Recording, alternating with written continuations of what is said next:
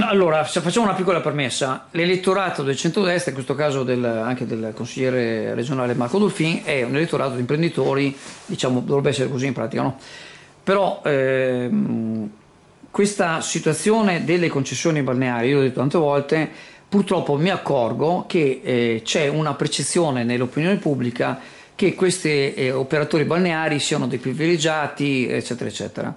Allora, vorrei ricordare, e qua adesso mi aiuta anche te, sul fatto che se si ferma il meccanismo degli investimenti, ce ne rimettiamo tutti, ce ne rimette la comunità, perché vuol dire non avere la sicurezza di poter assumere le persone, vuol dire non avere la sicurezza di poter comprare le tende nuove piuttosto che gli ombrelloni, piuttosto che la piscina, eccetera, eccetera, e tutto questo ciclo economico va a sminuire. Il turismo nel Veneto è la prima risorsa economica, la prima, Prima industria. sul giornale qualche giorno fa ha dimostrato che prima ancora dell'industria.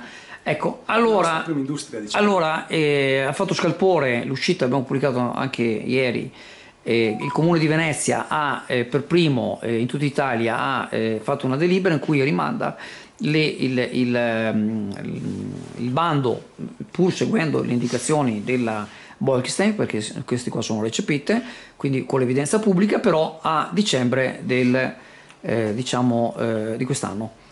Su questo tema... Ma è un tema molto spigoloso, non ti lo nascondo, perché proprio ieri stavo mettendo a posto un po' di rassegna stampa a casa e avevo qualche articolo di giornale di qualche anno fa, non te lo nascondo, e che riportava la proroga al 2023, cioè dunque stavamo parlando del 2022 sul 2023. Sì. Oggi siamo arrivati al 2024, Sì. tanto per dirla lunga. Sì. Dimostrazione ancora una volta che dell'incertezza, ma soprattutto della non decisione presa da parte del governo. E questa è la nota più dolente, mi permetto di dirlo, anche se fa parte, diciamo così, dei nostri colori, diciamo così, di governo, di bandiera e quant'altro. È un dato di fatto, le direttive europee spesso e volentieri nel nostro paese non vengono recepite come che dovrebbero essere. Abbiamo visto in qualche giorno fa per quanto riguarda il discorso dei mezzi di trasporto che sono da rottamare, gli Euro 2, gli Euro 3 e quant'altro. La Bolkestein è invece una delle madri, diciamo così, di temi che non sono stati mai accolti in maniera proprio presa di petto, diciamo così, e data una risposta ai tanti concessionari. A tutti quegli imprenditori che operano nel demanio, nella sabbia, dunque figuriamoci, sull'incertezza totale, che basta soltanto una mareggiata sparisce tutta l'operatività di una stagione, anche, può anche capitare anche questo, durante una stagione.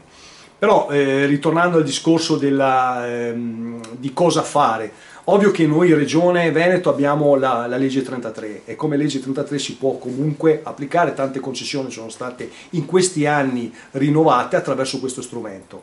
Ovvio che da parte dell'imprenditore però non c'è quel famoso paracadute e vivono nell'approvare e nell'utilizzare questo strumento, ma anche sempre quell'aspetto di certezza di avere poi, nel caso in cui di perdere la concessione, di avere comunque un ritorno economico degli investimenti che sono stati fatti. Ecco perché si aspettava tutte le direttive, tutti quanti gli atti propedeutici appunto su una direttiva importante a livello governativo, a livello italiano, cosa che non è avvenuta. E adesso si va in ordine sparso a livello attraverso, diciamo così, una direttiva nazionale, che poi è stata richiamata anche dal Presidente della Repubblica in questi ultimi giorni. Si va in ordine sparso, Venezia adesso ha dato una proroga nel 2024, io credo che anche l'amministrazione comunale a breve farà qualcosa, farà un atto di indirizzo e dunque cercherà di dare un orientamento anche agli imprenditori ai vari concessionari delle nostre spiagge e non solo, pur sapendo bene che comunque c'è sempre una legge che è a disposizione, che è la legge 33, che dà la possibilità comunque di un rinnovo e che può essere utile, diciamo così, agli interessi magari degli imprenditori sul tema. Però comunque io sono sicuro che anche l'amministrazione comunale nei prossimi giorni farà un provvedimento in funzione o comunque in direttiva come quello di Venezia piuttosto che di altre funzionalità, dando appunto delle risposte su questo tema.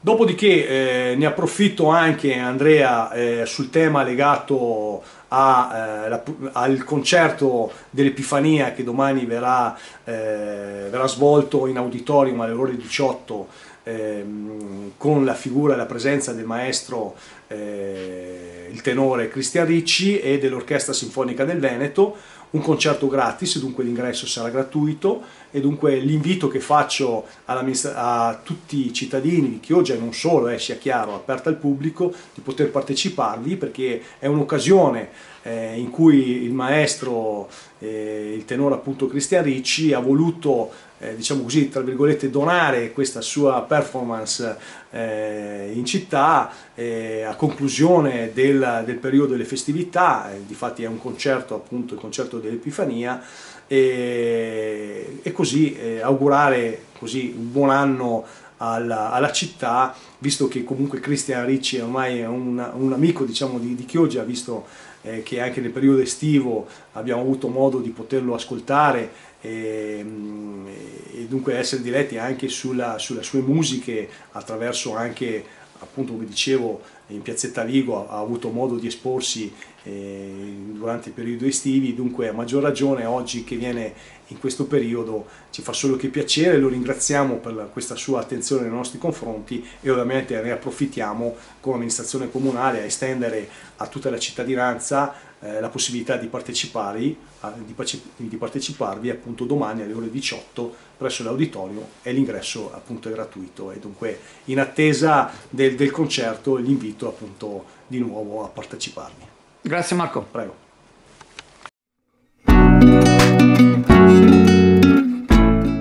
Preparati a gustare le specialità tradizionali e le novità esplosive che potrai trovare all'Indiga. Gelato artigianale anche per l'asporto, per gustarlo in compagnia dove vuoi tu. All'Indiga il gelato da passeggio più gustoso, in cono, coppetta o con lo stecco.